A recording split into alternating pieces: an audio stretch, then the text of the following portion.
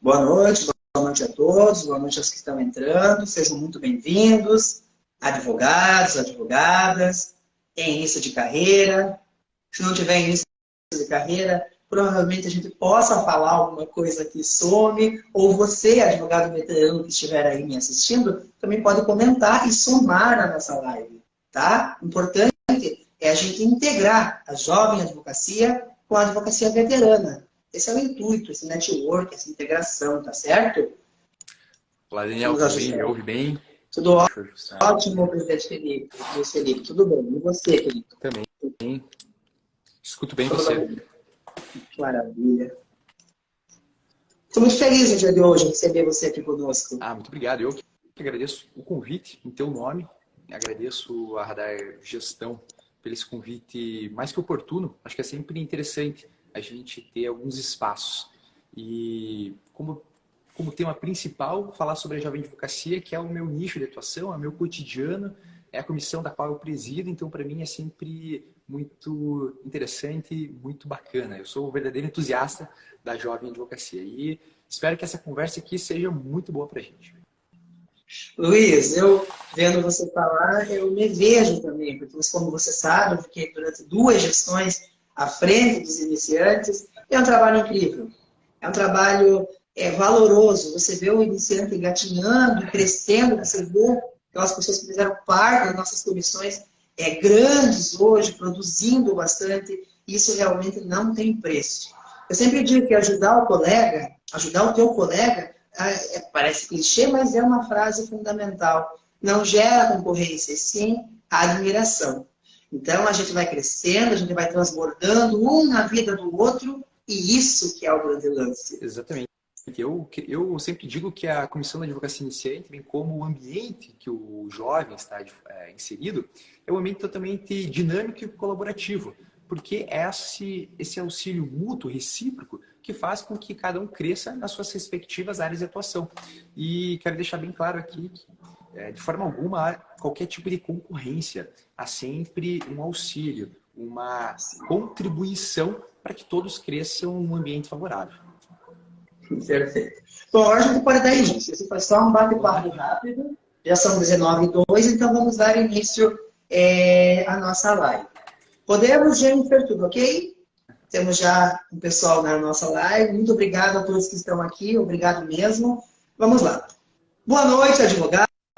Boa noite, advogadas. Estamos aqui numa noite especial. Uma noite promovida pela Radar, Gestão para Advogados. Para quem não conhece a Radar, é a maior escola de gestão jurídica do país. A Radar é uma escola que já praticava o formato online muito antes de sequer ser aventado, muito antes dessa pandemia. A Radar é uma startup pioneira no Brasil. Assim como a sua proprietária, diretora-geral, que é a professora Samantha Albini, pioneira na controladoria jurídica e na gestão de escritórios de advocacia. E nessa baila, eu tive a oportunidade, fui convidada pela professora para estar aqui falando a você, advogado iniciante, dentro dessa live que é a Jovem Advocacia em Foco. A gente já faz essa live com frequência, certo? É uma live que serve para divulgar o curso que a gente tem na Radar, que é o Prática Jurídica para Advogados Iniciantes. Nós vamos ter uma edição na próxima semana. Todos estão convidados a se inscrever. E a gente sempre traz temas e pessoas que entendam da jovem advocacia, pessoas que estejam no meio dos jovens advogados, para debater, discutir, acalmar muitas vezes aquele jovem advogado que está aí me assistindo e está sem rumo. Não sabe o que fazer, tirou sua credencial na Ordem dos Advogados do Brasil e não sabe qual o rumo tomar. Então, as lives elas servem para isso, para trazer a experiência dos nossos convidados. Eu agradeço demais a Radar, a equipe da Radar, a Letícia, gestora de cursos, a Jennifer, gestora de marketing, e a nossa chefinha, professora Samantha Albini. Obrigado mesmo pela oportunidade. Bom, advogados e advogadas, hoje, nessa noite, nós temos ele.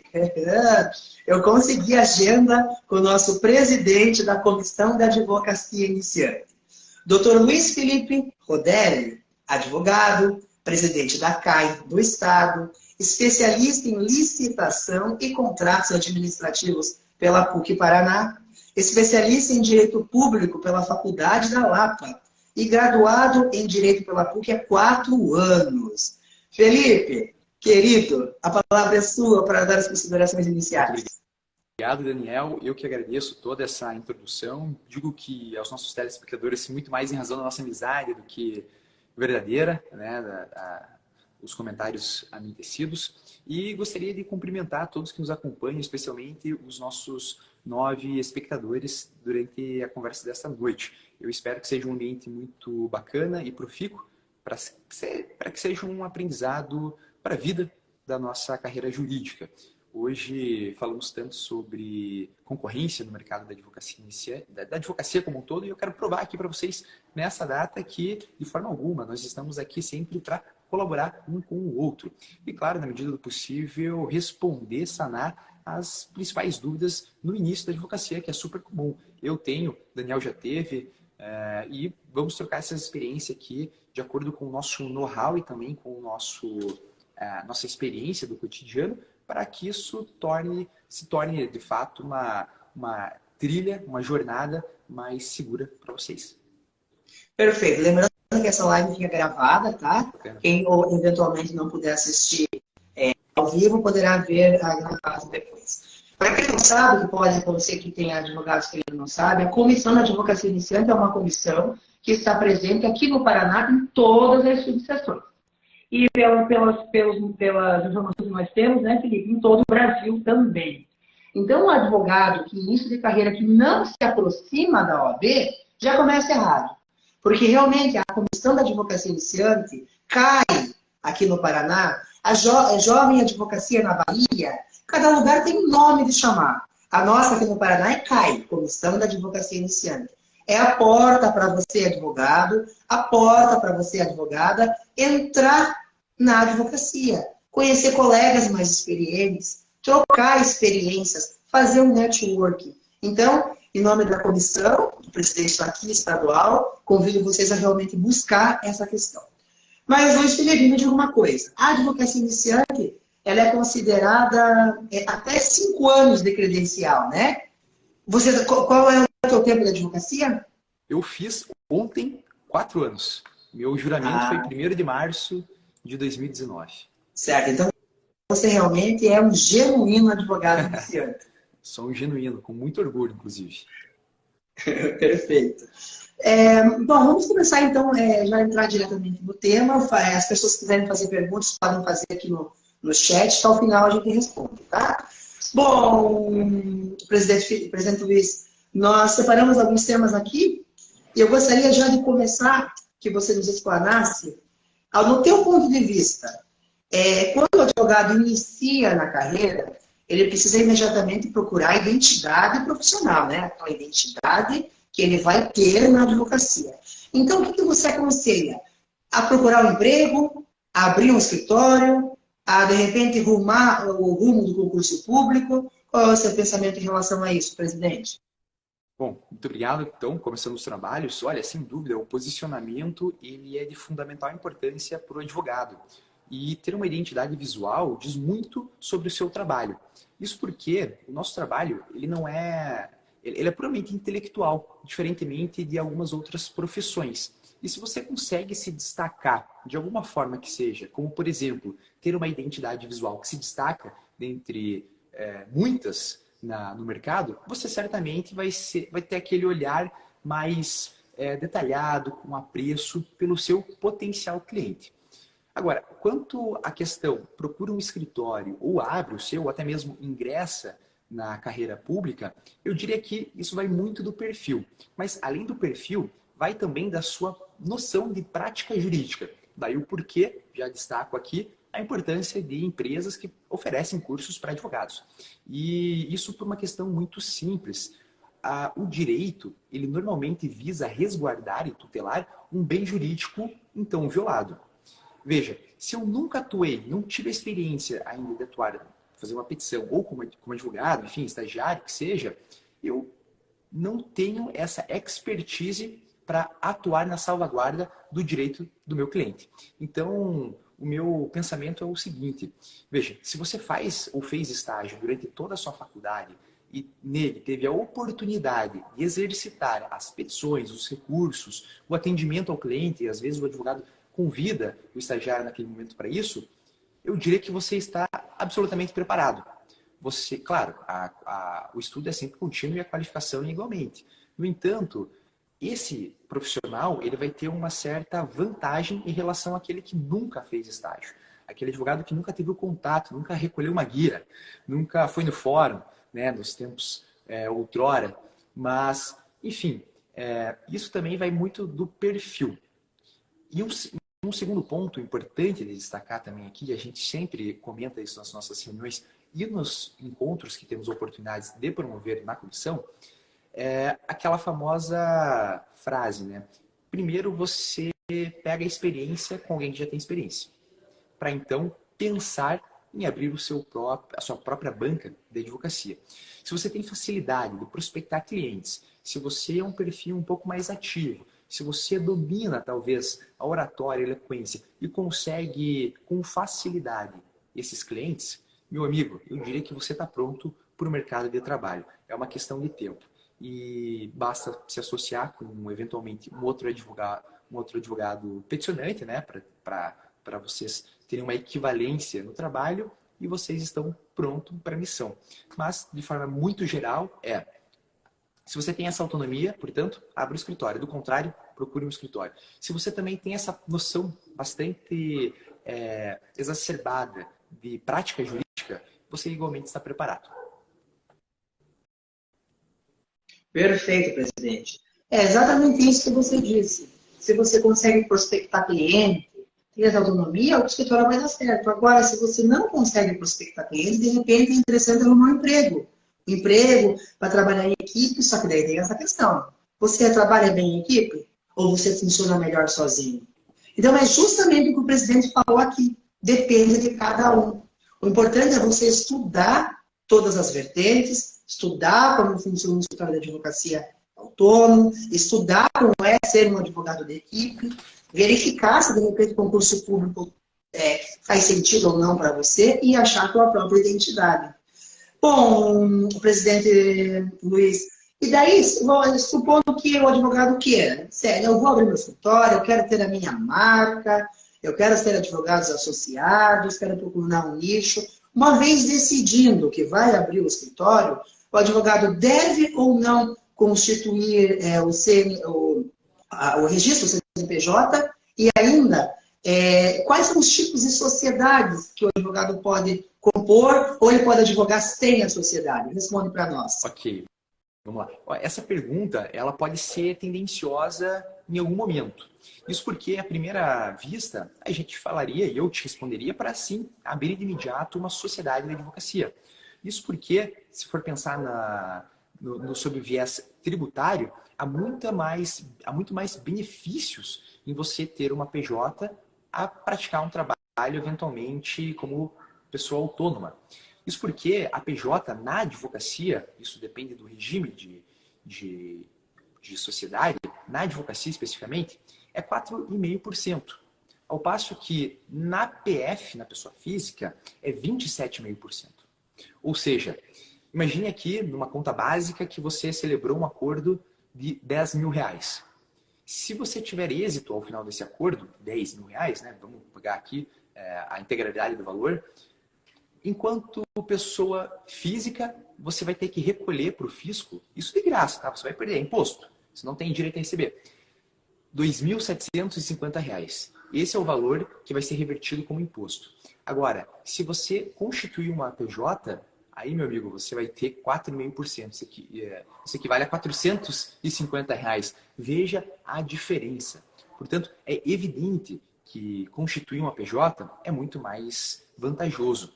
No entanto, se você não tiver um fluxo de caixa bom, se você não tiver com aquela mentalidade focada para a advocacia individual, para você, de fato, ter a sua própria banca, aí você pode se prejudicar. Isso porque algumas contas, elas são somadas na tua PJ. Como, por exemplo, você vai precisar de um contador. Você vai precisar de um endereço fiscal. Você vai precisar ter ponto fixo. E todos os encargos acessórios a uma pessoa jurídica. Isso no final do mês, claro que não chega aos 27,5. Só que se você não tiver uma boa gestão, aí você pode se complicar. E nesse momento, eu digo para você, perceba muito bem antes de... perceba a tua finalidade, né? O que você efetivamente quer com essa tua sociedade. Outra coisa, a sociedade é para aquela pessoa que já se decidiu, para aquele advogado, para aquela advogada, que já se decidiu com a advocacia individual. Seja individual, né? Ou unipessoal, no caso, ou colaborativa. E vou tocar nesse tipo societário mais para frente.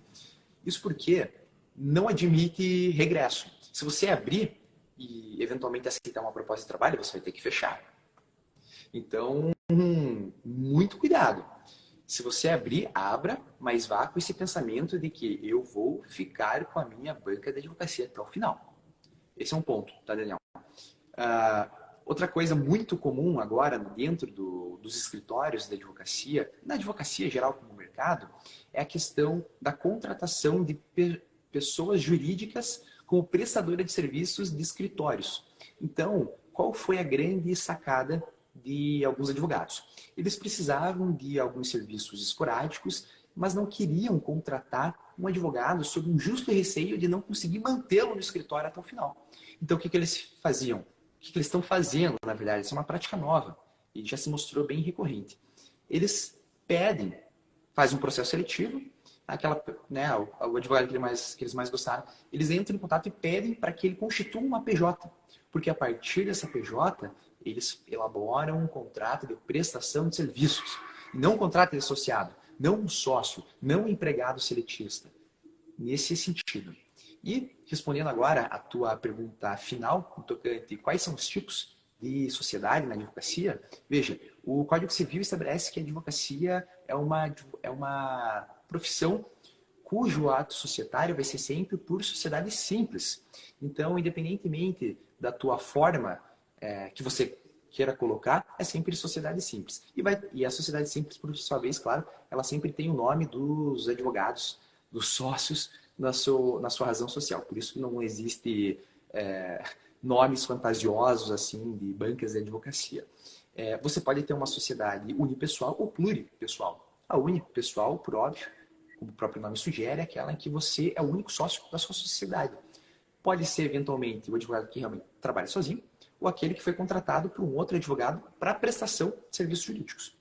Ou você pode ter uma pluripessoal, em que há uma reunião de sócios com o mesmo objetivo. Fazer, claro, o fluxo do escritório crescer. Perfeito. Achei interessante esse ponto que você falou da questão tributária, né? Eu aprendi isso da questão de se você for uma CNPJ, você vai pagar menos imposto num curso que a OAB tem, Criando Riquezas. Então, eu vou deixar a sugestão aqui, não é? Doutor deixar Ricardo a sugestão Albuquerque. Aqui. Não entendi. É o doutor Ricardo Albuquerque. Ricardo Albuquerque, eu conheço ele com outro sobrenome, Ricardo Albuquerque Cavalcante, é isso mesmo. O doutor Ricardo, ele traz de forma gratuita esse curso em qualquer lugar que eu vi, seja online. Ele esteve presencialmente aqui em Paranaguá já quando eu era presidente da Comissão da Advocacia Iniciante, mas agora eu tenho visto que ele está fazendo online. É um curso gratuito que te explana muita coisa quando o assunto é tributação e iniciar na advocacia. Fica a dica, Criando Riquezas com Ricardo Albuquerque. E Daniel, esse curso ele é de fundamental importância, porque mesmo que você não queira abrir uma PJ, o Ricardo ele vai te ensinar como recolher o teu imposto como pessoa física. Então, muita gente não sabe, muitos advogados eles desconhecem que o advogado ele é segurado obrigatório e tem que recolher para o INSS. E aí, se eu não tenho uma sociedade, o que eu faço? Eu recolho o INSS, eu tenho um Prolabore, então nesse curso, o Dr. Ricardo, de forma majestosa, assim, ele te ensina esses tipos societários. E esse curso é Criando Riquezas, né? Quando eu fiz, eu achei que ia ficar rico. E tô no caminho. Perfeito, Luiz. Vamos lá. Então, ok, o advogado agora já entendeu as sociedades. já está tendencioso a realmente fazer a sua própria marca, abrir seu próprio escritório, busca sócio, fica sozinho. O que você acha? Eis, Como confiar e escolher um sócio, presidente Luiz? eis a questão, né? E eu posso te garantir que muitos advogados que têm um grande sonho e uma grande capacidade rodam nesse momento. Isso porque na ânsia, né, no ímpeto de querer resolver tudo sozinho, acabam se prejudicando. Mas isso por uma questão de gestão de tempo, tão somente. Veja, eu acredito que se associar é sempre o melhor caminho. Só que, porque você consegue dividir todas as tarefas da sua sociedade. O advogado, inicialmente, ele vai ser o advogado, ele vai ser o administrador, ele vai ser o psicólogo, às vezes, ele vai ser uma série, ele vai acumular um monte de funções. Isso porque a PJ, ela requer muito mais atenção, ela demanda tempo. Ela vai te custar sono. Então, você ter alguém para dividir é sempre o melhor caminho. No entanto, essa divisão ela precisa ser muito bem delegada. Porque uma vez que você assume o compromisso com outro sócio, você firma com ele um relacionamento que podemos dizer aqui de casamento. Vocês vão conviver e vão dividir os mesmos frutos, né? Se vocês estiverem numa sintonia e, portanto, conseguir manter de forma harmoniosa a relação, a sociedade pode vingar. Do contrário, não. Então, veja muito bem qual é o tipo de sócio que você tem ao seu lado. Afinal de contas, é uma relação de casamento. Quando está tudo bem, parece que todo mundo está a mil maravilhas. Do contrário, não. Mas a dica que eu queria dar aqui, é claro, é que na hora de procurar um sócio, procure aquele que tenha uma equivalência com você. Porque se vocês fizerem a mesma coisa, você não precisa de um sócio. Se vocês atuarem no mesmo nicho, veja, talvez não seja tão interessante no início. Eu não estou dizendo que para descartar essa ideia de pronto. Pelo contrário, mas avalie bem o estágio da sua sociedade. Se você eventualmente, eu trabalho com direito administrativo, se você atua para um sindicato, é óbvio que você vai precisar de advogados, de sócios que entendam da mesma matéria, porque vocês vão ter uma alta demanda. Agora, se vocês não atendem um sindicato, por exemplo, invista naquele que seja o seu opositor na matéria do direito. O opositor que eu digo atue com matéria diferente da sua. E aí vocês podem ter uma boa relação. Uma outra coisa muito importante, escolham muito bem a forma como vocês vão se relacionar e façam um pacto de sócios. Não concorrência, vocês podem fazer vários tipos de pactos. Mas principalmente para que um incentive o outro a sempre buscar cliente. Eu já tive a oportunidade de ver um ato desse, um contrato mesmo entre sócios, em que o sócio que trazia mais clientes ficava com uma parte maior dos honorários.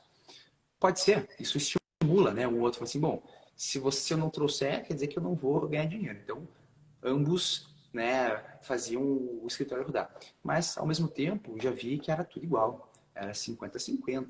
E também funcionava muito bem. Depende muito do teu objetivo, da tua finalidade, da tua relação com esse teu sócio.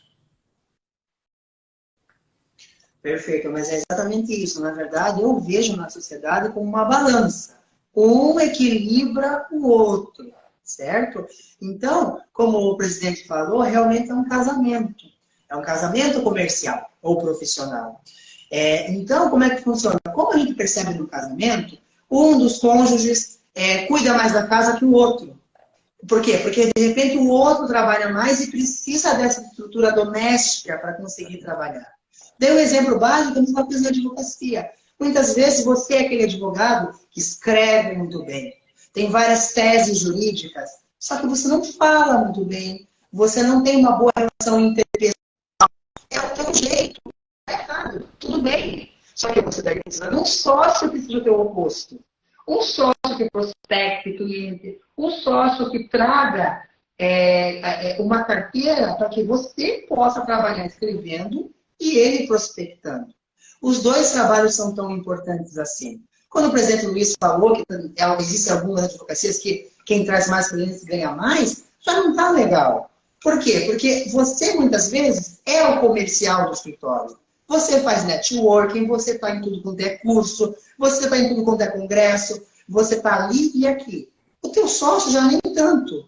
Então, por que que você não fica fazendo uma coisa e ele outra? Eu acho que assim funciona fundamentalmente a advocacia em sociedade.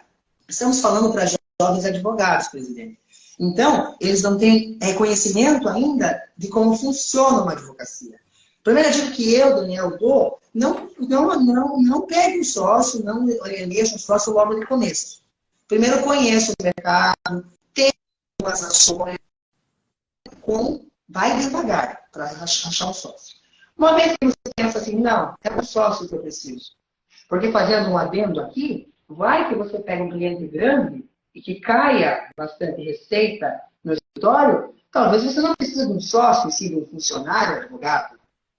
Então, é por isso que você precisa verificar como é que a sua carteira vai evoluir para chegar nesse patamar. Mas para escolher, são 3 coisas que eu sempre digo nos meus cursos, presidente. Você precisa de uma pessoa que tenha lealdade. Bem fácil você descobrir se você é leal ou não. Então, geralmente, sociedade tem que ser com um amigo, com alguém que você conhece há muito tempo. Senão você não vai saber se a pessoa é leal ou não. A lealdade é fundamental, certo? Precisa ser um sócio proativo. Não pode ser uma plasta, como diz a minha sócia.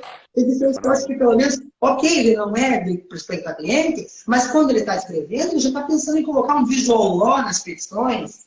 Ou ainda, ele já faz os fatos, contar direto com o cliente. Enfim, alguém que seja proativo.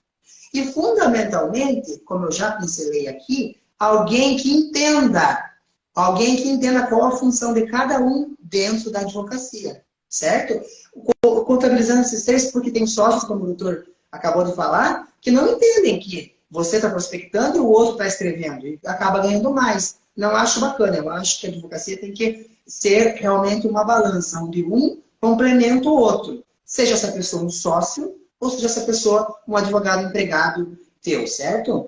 E em questão das tarefas, tanto as tarefas são divididas, certo? E o valor também, o valor que é recebido é dividido, e como também para pagar as despesas. Bom, já falei demais, o entrevistado aqui é o presidente, vamos lá. Bom, presidente, ótimo, estamos aqui. Estamos basicamente falando realmente da identidade do advogado nesse início, né? Beleza, não vou ter sócio ainda, vou esperar minha carteira crescer um pouquinho, abro o meu espaço físico, abro um escritório físico, ou trabalho no coworking, ou ainda vou no escritório compartilhado da Caixa dos Advogados, da OAB, ainda por fim, vou atender ou trabalhar em casa. Qual a melhor opção nesse começo, de acordo com o seu ponto de vista, presidente? Olha, estamos falando para advogados iniciantes. E, como todo bom advogado, eu vou dizer a clássica frase, depende. Isso vai depender muito do teu nicho de atuação. Qual é o ramo da advocacia com qual você opera diariamente. Veja, se você tem uma advocacia tributária e atende empresas grandes, como a gente espera, é de bom tom você ter um espaço físico para receber esse sócio da empresa. Mas, recentemente, eu tive a oportunidade de ir numa palestra em que certo advogado que trabalha na área empresarial, mas também atua no tributário, contou a sua experiência de que as empresas que ele atende não estão mais preocupadas se ele tem um escritório físico ou não, porque as empresas estão solicitando ele no ambiente de trabalho delas, de modo que pouco importa qual é o tamanho do seu espaço físico. Mas é claro que se você tem a pretensão de atuar com nichos cuja demanda requeram o espaço físico, eu não tenho dúvidas de que eu vou falar para você, jovem advogado, sim, ter e procurar o seu cantinho, vamos dizer assim, no início, a fim de ir crescendo e galgando com o tempo.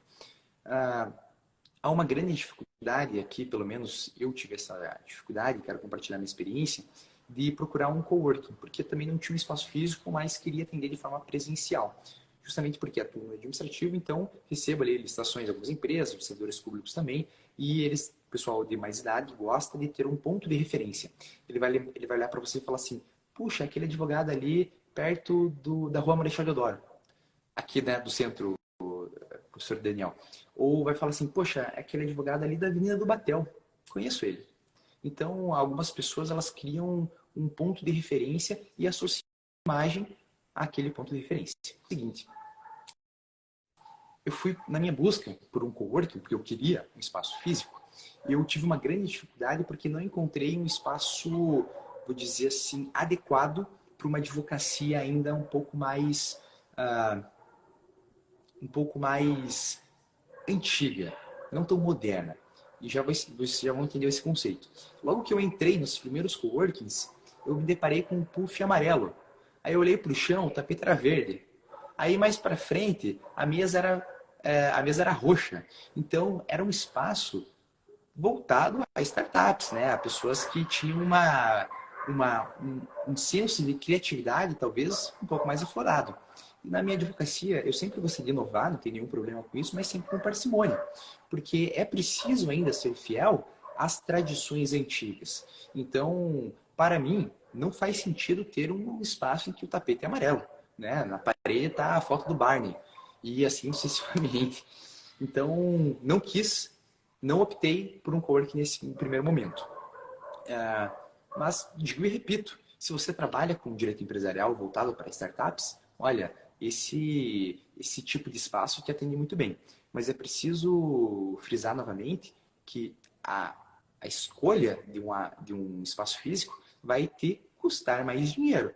Eventualmente você não precisa tanto de um espaço, mas por um simples gosto quer. E eu sempre cito também a questão da pandemia. Olha, 2020 nos ensinou grandes lições. Uma delas foi que o espaço físico não serve de nada. Né? Nós apenas otimizamos os nossos meios de comunicação, tal como o Zoom, o Google Meet, até a própria chamada do WhatsApp, ou uma live mesmo, como estamos fazendo agora. Eu nunca tinha feito uma live antes da pandemia. Foi a partir da pandemia que tive esse primeiro contato. E consegui me comunicar muito bem com os meus clientes. Eu, hoje, graças a Deus, tenho alguns clientes espalhados pelo Paraná. Quero ter pelo Brasil ainda, mas por enquanto é pelo Paraná. São servidores públicos estaduais e nos comunicamos tranquilamente por telefone. Eles não têm essa demanda hoje do presencial. Então, funciona muito bem.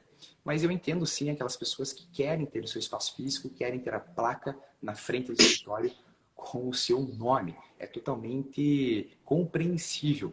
E, claro, eu desejo muita sorte para esses advogados. Perfeito, presidente. Mas é exatamente isso. Como você começou a sua fala, dizendo que tudo depende. E realmente depende. Se você estiver em um grande centro ou numa cidade relativamente pequena, como eu estou aqui no litoral do Paraná, em Paranaguá, o presidente Luiz Felipe está em Curitiba, na capital. Então, são realidades diferentes, certo? Existem certos tipos de carteira de cliente que só passa credibilidade se você tiver um espaço físico. Como o presidente falou, meu escritório fica aqui, na Júlia da Costa, na Sinimbu. Isso, muitos clientes, principalmente os mais antigos, precisam entender que existe um lugar físico para poder contratar. Ao mesmo tempo, tem outros clientes que não fazem questão, que só querem o resultado. Eles prestam atenção naquilo que você entrega, independente se você tem ou não escritórios. Eu, quando estive na Fenaual ano passado, teve uma palestra, inclusive da Samantha, que ela mostrou para nós que muitos escritórios, renomados escritórios, ela deu o exemplo de alguns do Paraná, fecharam a sede física ou alguns diminuíram, colocaram o que era 5, 6 salas, hoje é apenas 2. Porque realmente, como o presidente falou, não precisa. A gente tendo uma impressora, um bom scanner, uma boa internet, e se tiver equipe, um lugar para a equipe trabalhar, pode ser em qualquer local. Então, realmente, o foco do abrir ou não o escritório, de ter um espaço físico, é você analisar qual cliente você quer. Ou qual cliente você já tem. Certo? Mas muito boa. Duas considerações nesse ponto, professor Daniel. Eu uso dizer o seguinte, os escritórios, eu soube, tem alguns colegas que trabalham em grandes escritórios, mais de 15, 20 advogados, enfim, exatamente o que você falou. Eles estão se revezando, porque o escritório ele diminuiu o número de sala. E um pensamento clássico do cliente, quando ele entra no teu escritório, e é um escritório robusto, que que impressiona pela delicadeza e riqueza dos detalhes, o primeiro pensamento do cliente é: eu vou pagar por isso. Então, na cabeça dele, ele fala: bom, eu vou pagar pela essa estrutura e depois, claro, pelos honorários. Então, na hora de eu assinar o contrato de honorários, certamente eu vou estar pagando a água, eu vou pagar pelo cafezinho oferecido, né, pela algumas estatuetas suntuosas que eventualmente alguns escritórios, alguns advogados um pouco mais expansivos gostam, né, de ostentar, mas é um pensamento clássico do cliente. Ele vê aquilo ali e fala, eu vou pagar por isso. Então, às vezes, ele não quer também ter ele não quer ser impressionado nesse ponto. E ele prefere o advogado que não tem um escritório tão imponente, digamos assim, mas que tem uma sala muito bem organizada e adequada à função. Porque, eu repito, o nosso trabalho é puramente intelectual. Não me importa se eu estou trabalhando de casa, no meu quarto, ou se eu estou numa estrutura de um prédio de 15 andares. Não me importa. Perfeito. Bom, passando para o nosso próximo tema agora. Ok, abrimos nosso escritório. Agora, como é que consegue cliente, presidente? Esse é a falácia de todo advogado, porque realmente a gente estuda, a gente faz pós-graduação, só que nada disso adianta se não tiver o cliente. Então, tudo é o cliente quem manda, entendeu? É isso que eu costumo comentar. Se você pega uma empresa que faça uma advocacia empresarial e você receba por mês, fica tranquilo, você pode montar a equipe, vai entrar lá 200, 300, 5 mil processos, depende da monta. Você pode optar se vai ter sócio, você vai... Só que você não tem essa impressão, você tem só a Dona Maria, do uso capião, o seu João, da reintegração de posse, e a Ana, da pensão alimentícia. Os teus clientes são variados. Sendo assim, você precisa pensar qual área você vai seguir e como prospectar esse cliente, porque sem saúde financeira, nenhum escritório se mantém. Sendo assim, presidente Luiz Felipe, eu quero que você nos explane um pouquinho como que o iniciante pode prospectar a clientela nesse início, fazer com que o nome dele seja aceito pelo cliente e o contrate, e como que funciona o marketing jurídico dentro da nossa advocacia. Bom, essa é a pergunta do milhão, mas eu vou além ainda e acrescento o seguinte, como prospectar clientes de maneira ética. E é importante a gente ressaltar essa palavra aqui, porque estamos num ambiente para advocacia iniciante. E às vezes, muito embora tenhamos saído da faculdade recentemente e esteja fresco o código de ética, muitas vezes nos esquecemos na hora de prospectar clientes. Mandamos e-mail, abordamos, fazendo uma venda bem direta mesmo, o que é, infelizmente, vedado. Infelizmente não, né? Dentro dos limites do código de ética, entendeu-se que aquilo não seria adequado para a nossa profissão. Bom, o que eu digo é o seguinte, a ética na advocacia, ela é muito tênue para você violar, então você precisa ter muito cuidado. Existem algumas formas de você prospectar. A primeira delas, e a que eu mais indico, é sempre o networking. Quanto mais pessoas você conhece, maior vai ser a sua rede de contatos. De modo que, eventualmente, se alguém precisar de alguma coisa, vão associar a sua imagem. Por isso que, retornando àquela primeira pergunta, o posicionamento é muito importante. Então, em todo ambiente que você tiver, e se você tiver a oportunidade, também fale que você é advogado. Existem colegas, e eu tenho grandes referências para dar sobre isso, eles começam a advogar, a conversa, o diálogo, falando, oi, tudo bem? Meu nome é Luiz, eu sou advogado. E aí começam o diálogo, sem a pessoa ter perguntado, mas eles já se colocam à disposição, eles já mostram que são advogados e principalmente se portam como tal. Então, aquela velha história de, não estou dizendo para usar terno em todos os lugares, mas ter uma postura um pouco mais adequada ao ambiente que você está frequentando. Não ser tão expressivo, no sentido de vestimentas muito exageradas, não ter uma fala com muitas gírias, enfim, esses tipos de, claro, dependendo do contexto, né? Mas esse tipo de atitude, ela vai te fazer ter um pouco mais de seriedade, porque o posicionamento, no fim das contas, é sempre o que importa. Mas então, a rede de contatos, o networking, é de fundamental importância. Eu gosto muito, professor Daniel, do Instituto do Google Ads. Isso foi um grande desafio, uma grande inovação trazida pelo provimento 200 de 2001 da advocacia. Nesse provimento tornou-se lícito que o advogado fizesse anúncios na rede universal de computadores através do Google Ads. E se puder fazer esse recorte para esse tipo de exposição, eu gostaria, porque é um mercado exponencial. Você tem um alcance gigantesco, porque você não sabe com quem você está se comunicando. Você não precisa mais ter, você não precisa mais sair da sua casa. Você não precisa mais ter uma rede de contatos. Basta você criar um anúncio com as palavras-chave corretas, também muito bem detalhado, né? Ter um site e tudo mais, para que você comece a se vender pela internet. E eu quero falar uma grande verdade aqui. O advogado, acima de tudo, é vendedor.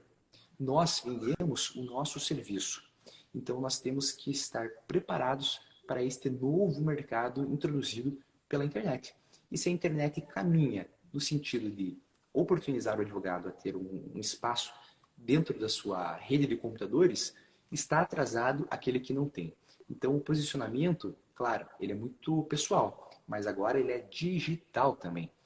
Quando você vai procurar qualquer tipo de serviço, seja um médico, um dentista, vai procurar um engenheiro, até um encanador, você procura no Google o nome dessa pessoa. Você quer saber quem é ela. A mesma coisa acontece com o advogado. Então, eventualmente, se você tiver uma demanda, e, por exemplo, né, as pessoas que querem ser... Eu indiquei hoje uma potencial cliente do previdenciário para uma colega minha. E ela falou que queria se aposentar. E ela digitou no Google assim, ó, aposentadoria, advogado. Apareceu uma lista, Curitiba, né? Porque puxou pelo raio dela. Não colocou a palavra Curitiba, mas o Google já entendeu isso. Então, colocou uma lista, mas ela não conhecia ninguém. Veja que ainda assim, a gente precisa aliar o digital com o físico. Equilibrar, sempre os dois. Sempre, sempre. Porque não satisfeita com a busca, ela ainda quis ter a confirmação de um advogado que ela confia, mas que não atua nessa área, para ter um colega previdenciarista. Bacana, muito bacana. Inclusive, no meu curso de prática jurídica para advocacia iniciante, que nós vamos ter na semana que vem, tem um módulo também explicar que a advocacia é um negócio. E nós não fomos treinados, nem graduados na faculdade a gestar um negócio. Esse é o grande lance do curso. Perfeitamente. Essa questão do marketing ético, é fundamental que ele seja ético mesmo, porque se pudesse fazer marketing, a gente estaria ricos, né? Uhum. E o marketing ele precisa realmente estar dentro dessa ética. Ok, então, o network, como é que funciona esse network que o presidente falou? Você precisa estar em todos os lugares, sempre bem vestido, com paciência, o advogado se veste bem. As vestes talares são fundamentais para passar credibilidade para o cliente. Então, você vai na padaria, dá um cartão ao seu advogado. Se precisar, meu escritório fica ali. Na tua igreja, no teu clube. Eu cheguei a ter aulas com especialistas em marketing que falam, eu talvez não concorde, mas assim, se a tua igreja for pequenininha, troque por uma grande. Se o teu clube for pequenininho, troque por um clube maior, porque você tem que sempre estar focado em chegar no maior número de pessoas, certo? Então, era isso que eu queria comentar sobre a prospecção de cliente. E o negócio é foco, é obstinação o tempo todo. Aquele ali pode ser meu cliente, vou dar meu cartão. Vai ter uma festa de aniversário da amiga da minha filha. Eu vou levar, vou dar uma paradinha, vou conversar com os pais, entendeu? Obstinação por ser conhecido. E, Daniel, seguindo aqui ainda o nosso... Uma consideração final para a gente claro. avançar no assunto. Não tenha medo, né, os advogados iniciantes, de fazer o teu marketing pessoal. Veja, vou dar um exemplo dessa live aqui. Antes de entrar, eu falei para todo mundo que eu ia participar de uma grande live, como advogado, como convidado. Né? Então, espalhei para todo mundo. Todo mundo hoje sabe que às 7 horas começou a live. Ah, mas não vou poder, não sei o quê. Tudo bem, compromisso das pessoas, mas eu fiz questão de fazer isso. Então, fiz dessa live um grande evento na minha vida. Eu publiquei o publiquei hoje e com certeza amanhã vai ter uma publicação de pós-evento sobre essa live. Então, se vendo, né? Se divulguem, não tenham medo, divulguem-se, não tenham medo. Esse divulgar é um degrau depois do outro. É aos poucos. Hoje é uma live, outro dia é uma reunião. Quando você vê, você já construiu tua marca no imaginário das pessoas que te seguem, e um vai falar para o outro. E ainda, esse assunto rendeu, hein? E ainda para complementar, como disse, depende, cidade grande, cidade pequena. Eu costumo dizer que em cidade pequena, a busca não começa pela internet, mas ela acaba na internet. Pessoas mais antigas talvez chegam para o compadre, você conhece um advogado? Ele fala, doutor Daniel Cabral, Ana Araújo Cabral Advogados. Doutor Daniel Cabral, Daniel Cabral. O que a pessoa faz? Aí quando baixa o histórico, percebe que Daniel Cabral faz live, é dirigente de ordem. Vocês estão entendendo? Então, por mais que a busca não inicie na internet, eu repito, ela vai acabar na internet. Qualquer pessoa vai conferir se você é um advogado que aparece, se você está trabalhando, se você é produtivo, e isso é fundamental. Certo, Luiz? Vamos agora à precificação, que é outro terror na vida do iniciante. Quanto que eu cobro? Cobro baratinho porque sou iniciante? Como fazer uma boa precificação? E o iniciante precisa seguir a tabela da ordem ou não? Eu vou começar com a seguinte dica. E essa dica eu paguei caro para ter, tá? Mas vamos lá, ó. Vou estar gratuito aqui para vocês, prestem atenção. O cliente que senta na sua frente, ele não sabe quanto de dinheiro você tem na poupança. Então, não tenha medo de colocar um valor elevado nos teus honorários. Eventualmente, pode ser qualquer dúvida que for, isso vale para tudo. Não tenha medo. O primeiro passo é não ter medo. Por quê? O cliente não sabe qual é o valor que você tem na tua conta poupança. E se você chegar com certa autoridade, se você demonstrar conhecimento, é o suficiente. Isso já basta. Ele não vai perguntar qual faculdade você fez, muito embora isso seja extremamente relevante, em razão do estelionato da educação que nós estamos vendo nos cursos de direito. Ele não vai perguntar quantos anos você tem e nem quantos anos de habilitação profissional você igualmente dispõe. Ele vai querer saber somente como você vai resolver o problema dele. É isso que ele vai querer saber. Então, sentou o cliente na tua frente, precifique da forma que você quiser. De preferência, o meu lema é: eu acho pouco. Eu coloco um número no papel, olho, acho pouco, aumento. Se o cliente fechar, fechou, tudo bem. Uma outra coisa, mas se mesmo assim você estiver com dificuldades de precificar o teu valor, claro, você pode fazer uma consulta de mercado com algum colega da área, mas que seja realmente colega. Nada de ligar aí para um escritório, passando por um potencial cliente e perguntando. Já tivemos esse testemunho na nossa reunião. Mas além disso, a OAB ela tem uma tabela sugestiva do mínimo a ser cobrado, sob pena, é claro, de aviltamento de honorários. Então, é o mínimo a ser cobrado. Acima daquilo, meu amigo advogado, minha amiga advogada, você pode cobrar o que você quiser. Seja muito feliz, faça muito bem uso dos zeros da sua caneta. Quanto mais, melhor. Acho pouco sempre, lembre-se. Mas uma coisa importantíssima, de verdade, na hora de precificar, e estávamos falando do investimento aqui, uma outra dica que eu dou também, é claro, esteja sempre um passo à frente do seu cliente. E o que eu quero dizer com isso, nos termos de investimento? Se ele estiver de camisa social, esteja você de gravata. Se ele estiver de camiseta, tire a gravata, pode tirar o paletó, não tem problema.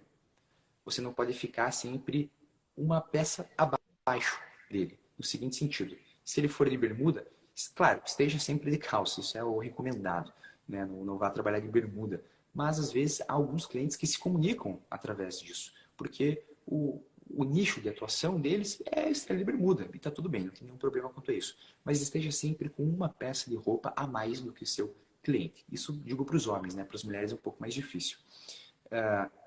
Bom, eu diria exatamente isso. Quando você passar a proposta, fique em silêncio. Deixa que o seu cliente pergunte os termos da tua proposta de honorários. Isso porque, essa dica aqui é valiosa também, o silêncio é constrangedor. Se eu ficar em silêncio aqui com o Daniel, alguém vai querer quebrar o silêncio. E como eu quero fazer um teste, com certeza seria o Daniel a quebrar esse silêncio. Então, passe a proposta e fique em silêncio. Não precisa falar nada. Ah, não, mas eu consigo parcelar. Não parcele se ele não perguntou. Ah, mas eu consigo fazer um descontinho aqui para... Não dê desconto se ele não perguntou. Passe o teu preço e fica quieto. Tá? Deixa com ele. O resto é com ele. Ele vai se sentir constrangido. E outra coisa, ele não vai querer, se ele não tem dinheiro, ele não vai querer pedir um desconto. Porque para isso, para ele, isso talvez seja um tanto quanto constrangedor, pedir um descontinho. Muito embora a gente já saiba que isso seja possível. Mas, portanto, Daniel, aqui não quero evoluir muito, nem tomar tempo da nossa live. As dicas seja sempre uma peça à frente do seu cliente, passe o preço e fique em silêncio. Agregue sempre valor e não preço também. Esse eu esqueci de comentar. O valor é diferente de preço, né? O valor é o que você vai fazer para o teu cliente, ao passo que o preço é efetivamente a moeda remuneratória em contrapartida do teu serviço. E, para finalizar, sempre o silêncio. É constrangedor. Vou ficar em silêncio aqui. Essa do silêncio para mim é nova. A gente acaba praticando, mas realmente é deixar que o cliente receba e assimile a proposta em silêncio. É essa a proposta, né? Perfeito, presidente. Na verdade, assim, o que o Hotmart percebo nos iniciantes é que assim, tem iniciante que muitas vezes não sabe falar e não procura curso de oratória. Acha que a vida vai ensinar. Não sabe precificar, não procura um curso de precificação, não lê um curso de precificação.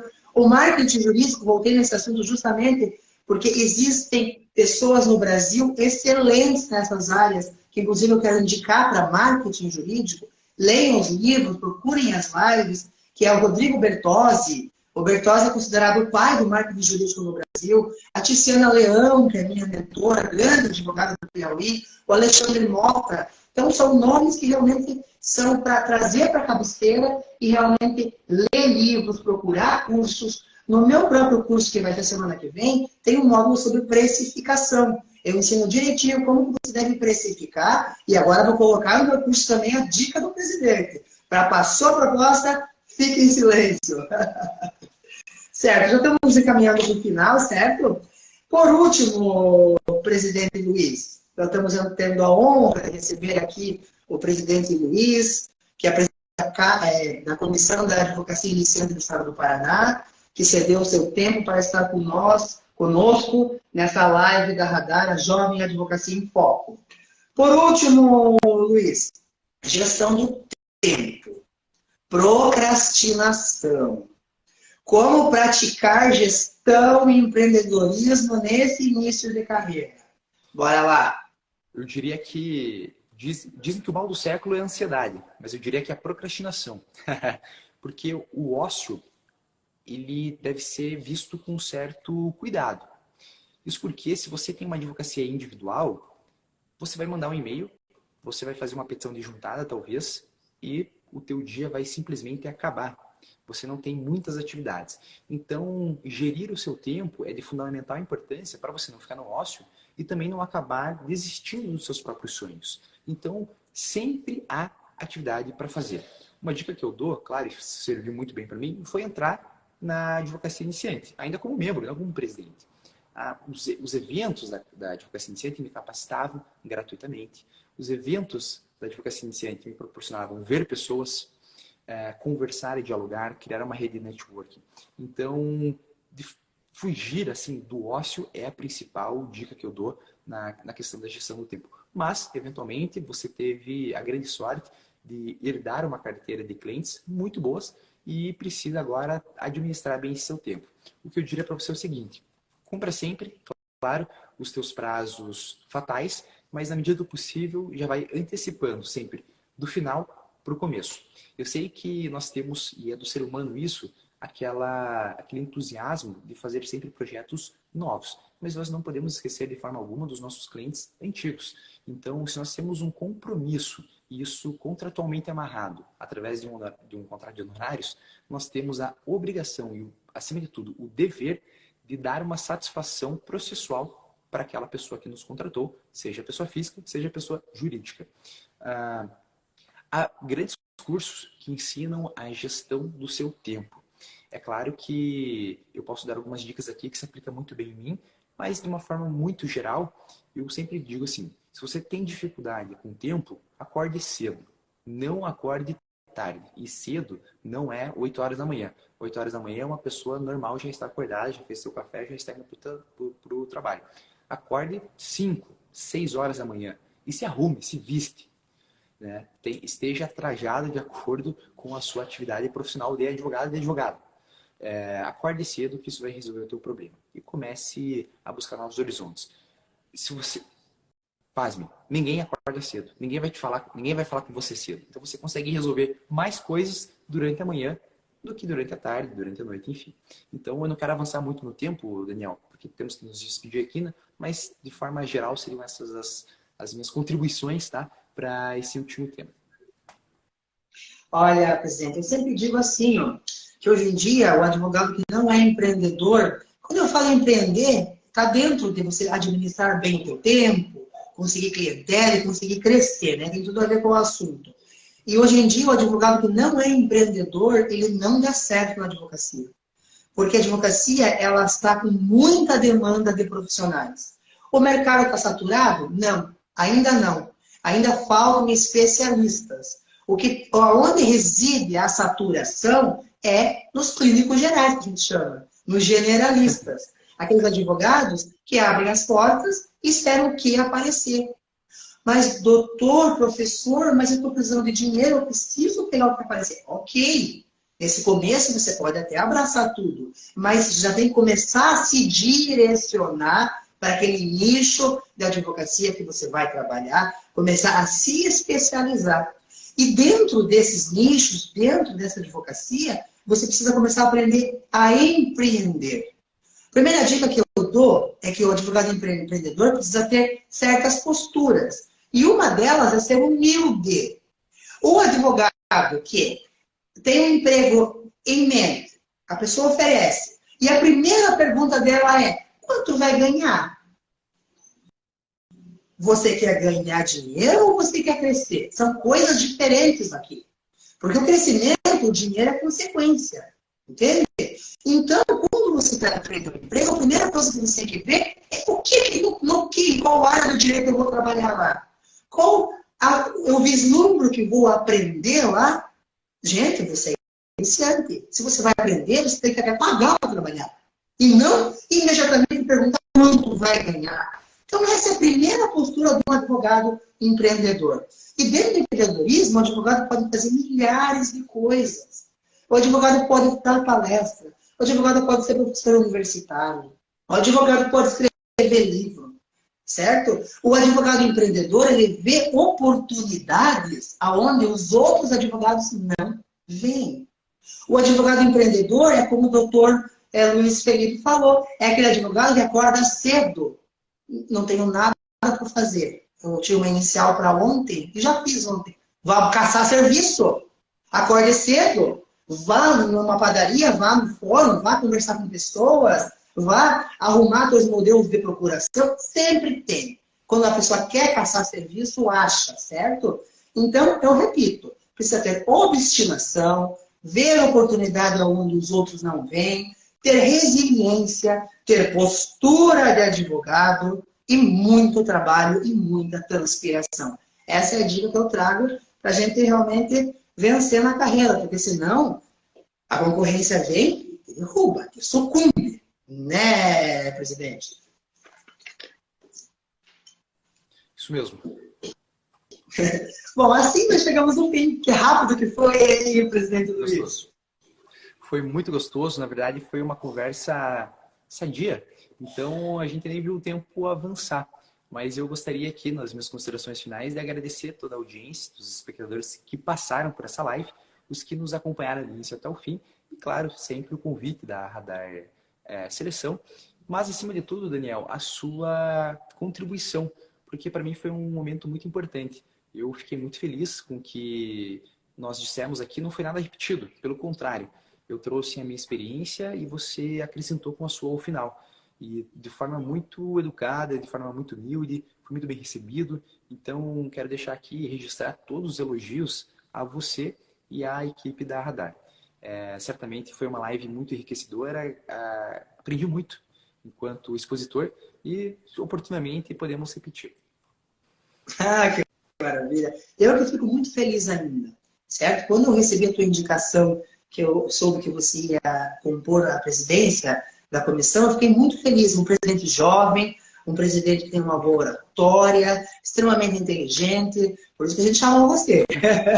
Eu fico muito feliz realmente por... E também integrar a OAB nesse movimento, né? Porque realmente a ADAD, Gestão para Advogados, ela serve para facilitar a vida do advogado.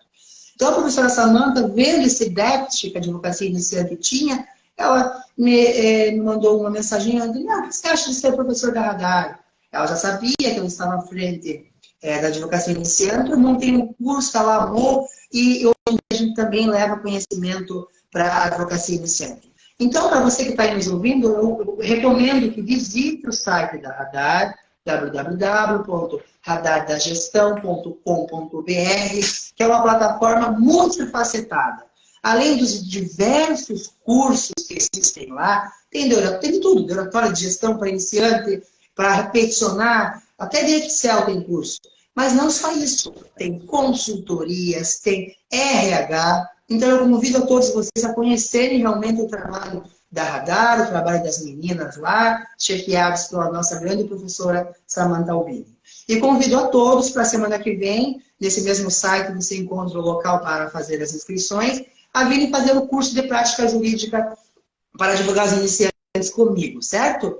Sendo assim, nenhuma formalidade mais a cumprir,